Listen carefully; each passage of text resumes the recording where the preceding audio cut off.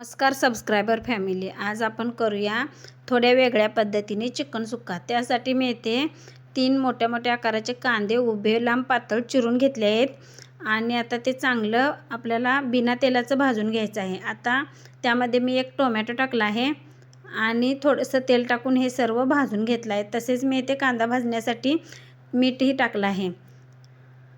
त्यानंतर मी याच्यामध्ये 1 इंच आलं आणि लसूणही टाकलं आहे। आता हे चांगलं फ्राय झाल्यानंतर त्याच्यामध्ये मी अख्खे धने आणि जिरे टाकले आहेत। येथे मी अख्खे धने 2 चमचे आणि जिरे 1.5 चमचा टाकला आहे।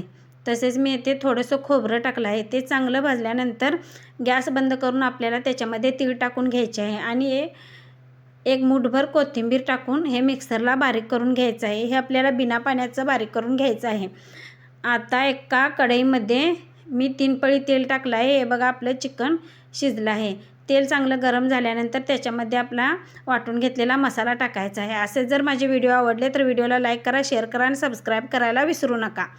आता इथे आपल्या मसाल्याला तेल चांगलं सुटलं आहे। आता त्याच्यामध्ये मी घरगुती लाल तिखट टाकून घेतलं आहे। हा आमचा कोल्हापुरी घाटी मसाला आहे आणि मगाशी थोडंसं मी मीठ टाकलं होतं म्हणून आता थोडंसं मीठ टाकून घेतलं आहे आणि हे शिजलेलं चिकन त्याच्यामध्ये टाकून घेतलं आहे आणि 2 मिनिटं झाकून ठेवलं आहे।